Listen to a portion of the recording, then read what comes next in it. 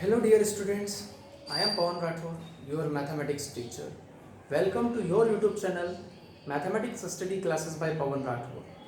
Dear students, today we are going to start exercise once again 3.2 and question number 5. Question number 5 already board पर note down है, हम board पे read कर सकते हैं उसको और समझ लेंगे. डियर स्टूडेंट, ये क्वेश्चन जो बोर्ड पर लिखा हुआ है आप देख रहे हैं, ये काफ़ी इंपॉर्टेंट है एग्जाम के पर्पज से भी. अच्छा क्वेश्चन है. बेसिक थिंग्स ऑलरेडी हम पढ़ चुके हैं. अब देखते हैं कि किस टाइप के क्वेश्चन एग्जाम में आते हैं. तो वो ये क्वेश्चन है, मैं कह रहा हूँ इस टाइप का क्वेश्चन आ सकता है एग्जाम में. क्या है question? Listen very careful. Half the perimeter of a rectangular garden whose length is 4 meter more than its width is 36 meter. Find the dimensions of the garden. First thing clear हो गई question में कि एक rectangular garden है हमारे पास और उस garden का मेजरमेंट जो होता है, इट मीन्स लेंथ और विड्थ होती है, वो दोनों ही चीज़ें मिसिंग है. पता नहीं है कि लेंथ एंड विड्थ क्या है. तो सबसे पहली चीज़ तो अननोन थिंग्स को हम सपोज करेंगे. तो सबसे पहले तो हम लिखेंगे लेट द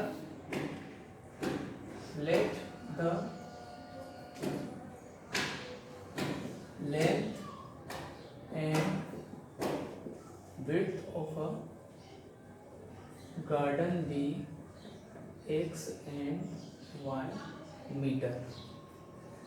मीटर लिख सकते हैं आप साथ में.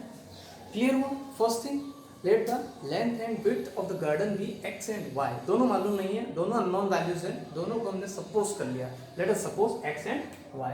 फिर सेकंड कंडीशन क्वेश्चन से ही निकल रही है. साफ बोला गया है, क्या वर्ड नोटिस करिएगा, हाफ. और ये क्या है? पेरीमीटर. किसका? गार्डन का. गार्डन का शेप कैसा है डियर स्टूडेंट्स? रेक्टेंगल. यहीं से सारे क्लू मिल जाते हैं, रटने का कोई क्वेश्चन ही नहीं है. तो गार्डन रेक्टेंगुलर है. पेरीमीटर की बात हो रही है तो हमें सबसे पहले तो पेरीमीटर ऑफ रेक्टेंगल मालूम होना चाहिए. प्रीवियस क्लासेस में, छोटी क्लासेस में हमने लर्न किया है. पेरीमीटर ऑफ रेक्टेंगल होता है 2 इंटू लेंथ प्लस ब्रेथ. ये फॉर्मूला होता है पेरीमीटर ऑफ रेक्टेंगल का. ओके, तो यहाँ पर लिखिए. और दूसरी चीज, पेरीमीटर ऑफ रेक्टेंगल नहीं है, हाफ पेरीमीटर ऑफ रेक्टेंगल. तो ये फॉर्मूला जो है ये किसका है? पेरीमीटर का है. किसके पेरीमीटर का? रेक्टेंगल का. अगर हाफ पेरीमीटर की बात कर रहे हैं क्वेश्चन के अंदर, तो बेटा दोनों साइड किससे डिवाइड हो जाएगा? 2 से. ये हाफ पेरीमीटर हो गया. ये क्या हो गया dear students? Half perimeter of a garden या रेक्टेंगुलर. ओके, और ये हाफ दो बोथ साइड 2 से डिवाइड कर दिया. 2 से 2 कैंसिल. तो हाफ पेरीमीटर ऑफ रेक्टेंगल या गार्डन जो आपके क्वेश्चन में है, वो फॉर्मूला बनेगा लेंथ प्लस ब्रेथ. ये आप चाहें तो साइड में नोट डाउन कर लीजिए, ताकि आप जब भी क्वेश्चन को बाद में उठाओगे तो आपको इजीली समझ में आ जाएगा. ओके, ये मैंने आपको फॉर्मूला निकाल के दिखा दिया है. ठीक है, ये मैं यूज करूंगा. तो लिखिए हाफ पेरीमीटर ऑफ गार्डन. आपको ऑलरेडी गिवन है डियर स्टूडेंट. कितना गिवन है? 36 गिवन. कितना गिवन है डियर स्टूडेंट? 36. ये रफ कर रहा हूँ, ठीक है, मैं पहले एक्सप्लेन कर चुका हूँ. हाँ, बहुत सारे बच्चे क्या करते हैं, मैं समझा रहा हूँ, 2 into l plus b formula तो लिख देते हैं और यहाँ 36 लिखते हैं, और फिर यहाँ पर बोथ साइड 2 से डिवाइड कर जाते हैं. ये रॉन्ग वे है, ये बिल्कुल ही गलत है. एक्चुअली क्या है, 36 जो वैल्यू है ना, ये हाफ पेरीमीटर की ही वैल्यू गिवन है, इसलिए यहाँ पर 2 से डिवाइड करने की गलती आप मत करना.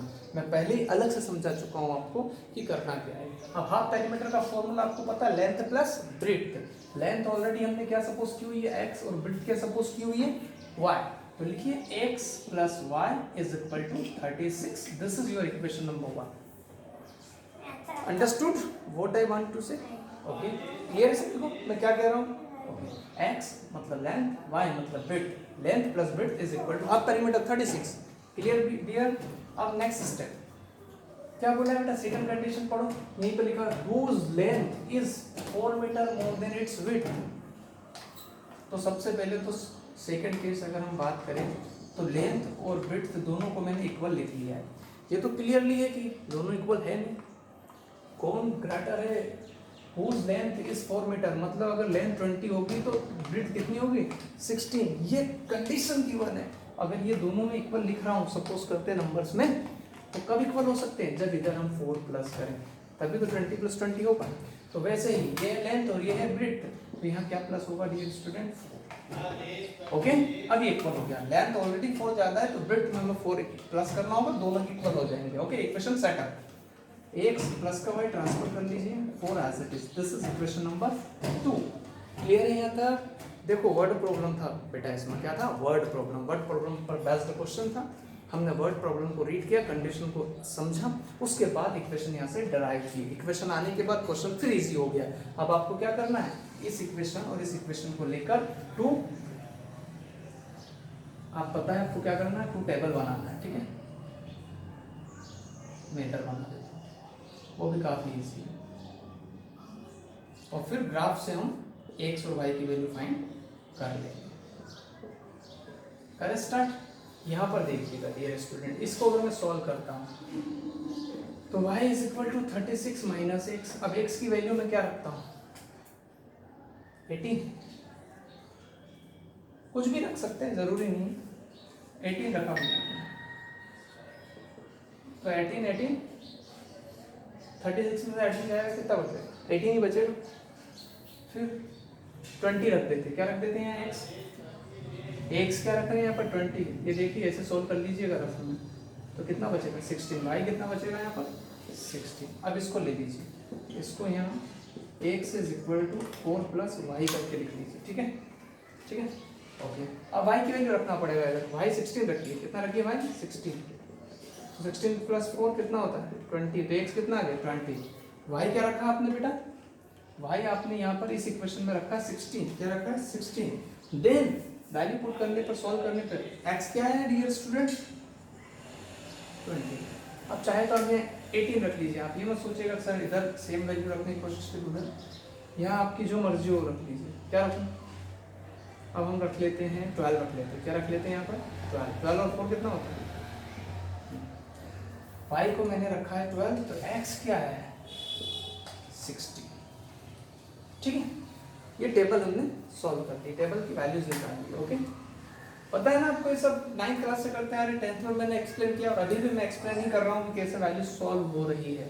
ओके, ये टेबल, अब इन दोनों टेबल्स को ग्राफ पर प्लॉट करना है। कहाँ प्लॉट करना है डियर स्टूडेंट्स? ग्राफ पर। कैसे? पहले तो आप इतना नोट डाउन करिए, फिर मैं इनको रफ करूँगा, फिर ग्राफ के थ्रू आपको आगे और एक आंसर एक्सप्लेन करूँगा। ओके, इसको नोट डाउन कर लीजिए।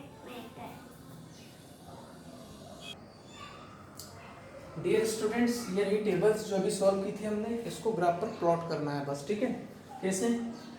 18, 16, 17, 18, ये 4 पार्ट्स में है ना। ठीक है, तो ये 17, 18, 19 और 20 4 पार्ट्स में कर लो इसको। 1 2 3 4। ठीक है, अब ये 16, 17, 18, 19, 20, ये रहा 18, इधर भी 1 2 3 4, 16, 17, 18, ये 18। ठीक है ना,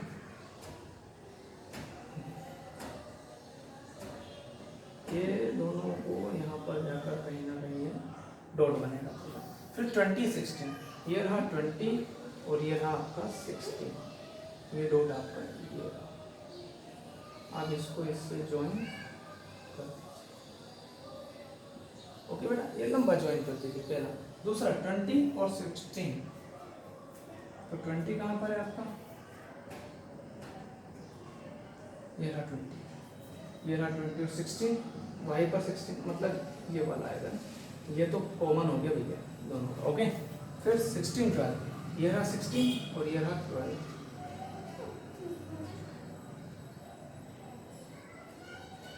ठीक है, इन दोनों को भी आप ऐसे करके स्केल की हेल्प से ज्वाइन कर दीजिए। चाहे तो आप दोनों की इक्वेशन पे प्लॉट कर सकते हैं यहाँ पर जो थी वो। ठीक है, या नहीं? अब मुझे बताइए इंटरसेक्टिंग जो पॉइंट आया ये क्या है? ये है x एक्सिस पर 20 और y एक्सिस पर 16। Are you getting my point? Intersecting जो पॉइंट है वो क्या है? 20, 16। तो आंसर क्या आपका है? नीचे लिख दीजिएगा answer, therefore lines are intersect, lines are intersect at 20, 16। So length हमने क्या सपोज की थी? x, और x की वैल्यू, x एक्सिस की वैल्यू क्या है? 20 मीटर। और विड्थ हमने क्या सपोज की है? विड्थ को y, और y एक्सिस पर क्या है 60। This is your final answer dear students. दिखाई दे रहा है लास्ट पर भी शायद दिख रहा होगा उसमें। तो ये रहा आपका 20 मीटर और ये रहा आपका 16 मीटर। गुड, शाबाश। ये फाइनल आंसर है। ओके, ये है लेंथ, ये है ब्रेड्थ, ये हमारा आंसर। फिनिश, पूरा नोट डाउन कर लीजिए।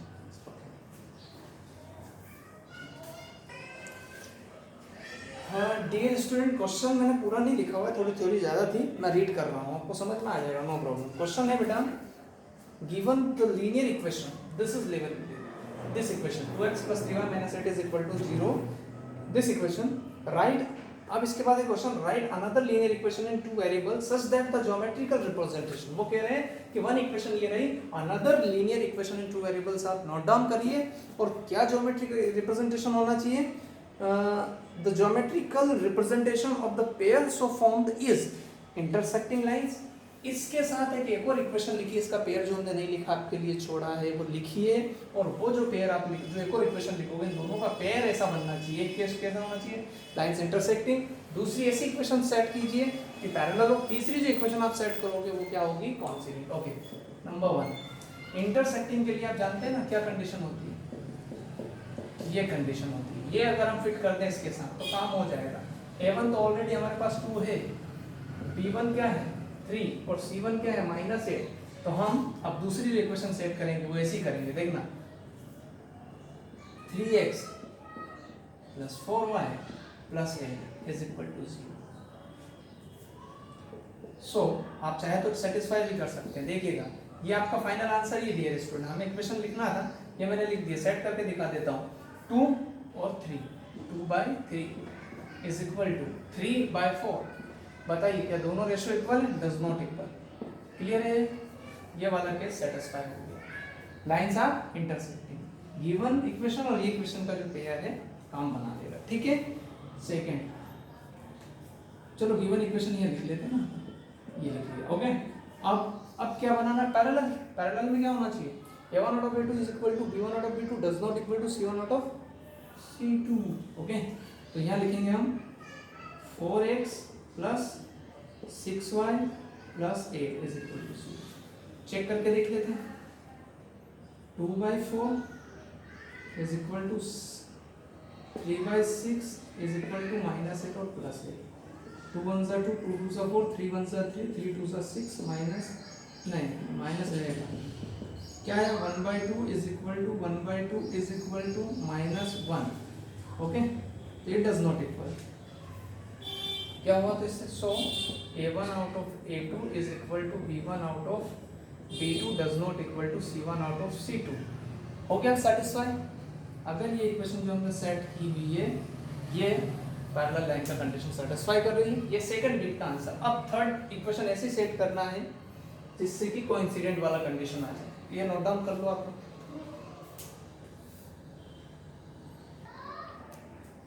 डियर स्टूडेंट, थर्ड बिट है कोइंसिडेंट लाइंस। अब ऐसी लाइन स्टेप को यहीं से हो जाता है ना, तो का इन सब में डबल कर दो ना।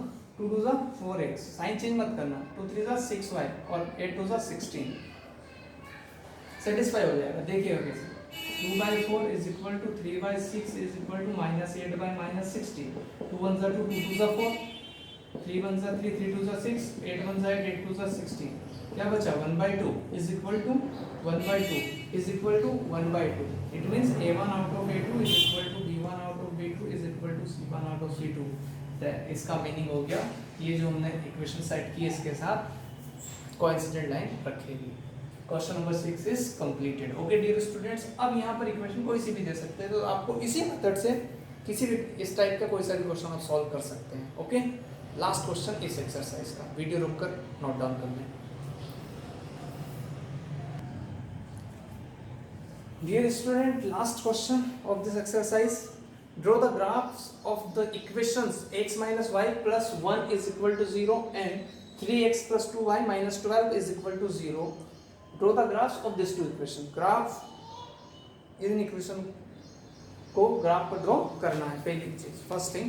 Second thing, determine the coordinates of the vertices of triangle formed by these two lines and x axis and shaded the triangular region. बहुत ही सिंपल सा क्वेश्चन है, क्वेश्चन पूरा नहीं लिखा है, मैंने समझा दिया आपको क्या कह रहा है क्वेश्चन और एक्सप्लेन कर रहा हूँ। दोनों इक्वेशंस को ग्राफ पर ड्रॉ कर दीजिए और फिर वहां पर ट्राइंगुलर रीजन बनेगा लाइंस एंड एक्स एक्सिस के बीच में, उसको सेलेक्ट कीजिए और जो ट्राइंगुलर रीजन बना है, जो ट्राइंगल बना है, उनके कोऑर्डिनेट्स को नोट डाउन करिए। तो सबसे पहले तो हमें क्या बनाना होगा, इक्वेशन लीजिए x minus y plus one is equal to zero, then x is equal to minus का y उधर जाकर क्या हो जाएगा प्लस का y, प्लस का वन उधर जाकर minus minus one. This is equation number one. Solve कर लीजिए। हाँ, y की वैल्यू क्या रखे हम, टू, क्या रखे यहाँ पर two, two minus one one, y की वैल्यू थ्री रखना था, थ्री में से वन जाएगा क्या टू, हो गया। सेकंड इक्वेशन ले लो, 3x plus 2y minus 12 is equal to zero, इसको सॉल्व कर लो। 2y माइनस का 12 उधर जाकर क्या हो जाएगा प्लस का, और प्लस का 3x उधर जाकर माइनस का 3x। पूरी इक्वेशन किसी भी एक नंबर से डिवाइड नहीं होती, ठीक है। तो y is equal to 12 minus 3x और मल्टीप्लाई का 2, ठीक है। अब इसका भी सॉल्व कर लीजिए आंसर,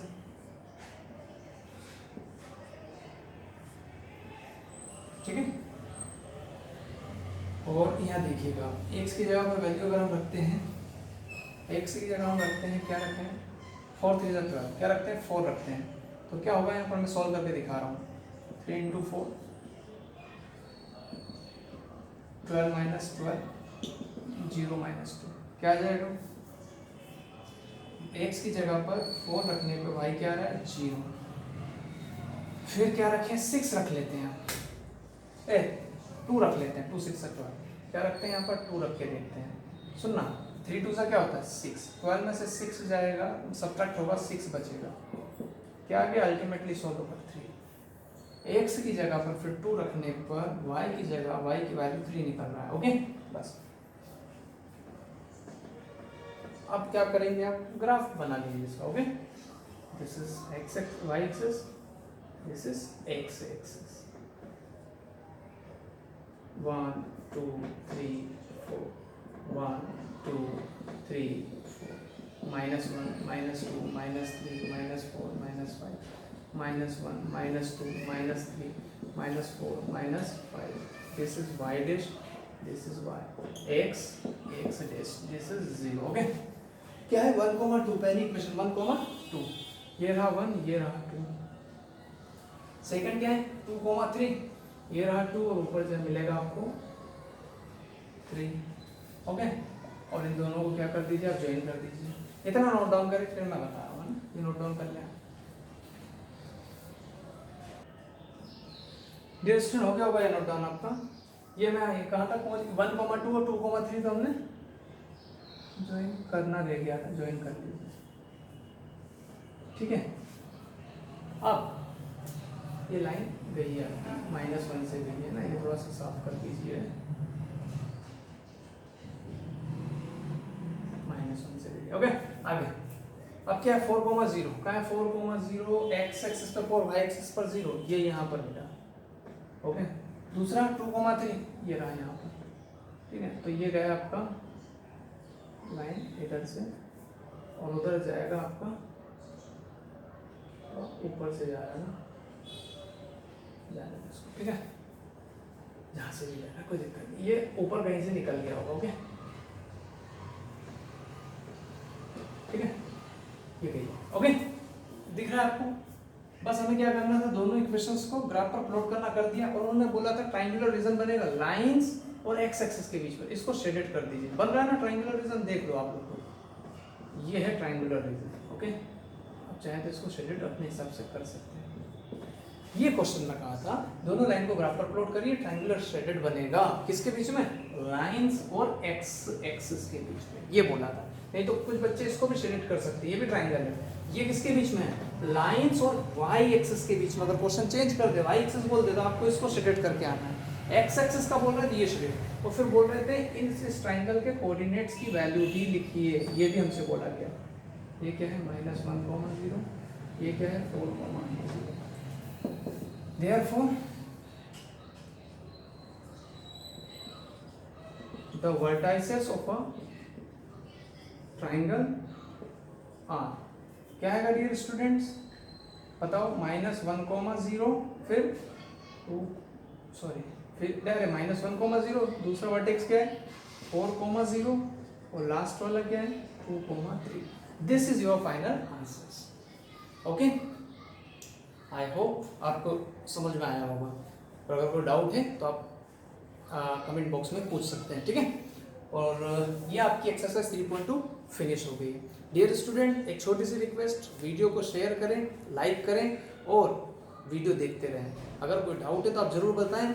ये जो लास्ट क्वेश्चन मैंने किया ये भी एग्जाम के पर्पज से काफ़ी इंपॉर्टेंट क्वेश्चंस में से एक क्वेश्चन है, तो इसको भी ज़रा अच्छे से प्रैक्टिस आप करिएगा, ठीक है. अब मिलते हैं हम नेक्स्ट वीडियो में अगली न्यू एक्सरसाइज के साथ. ओके.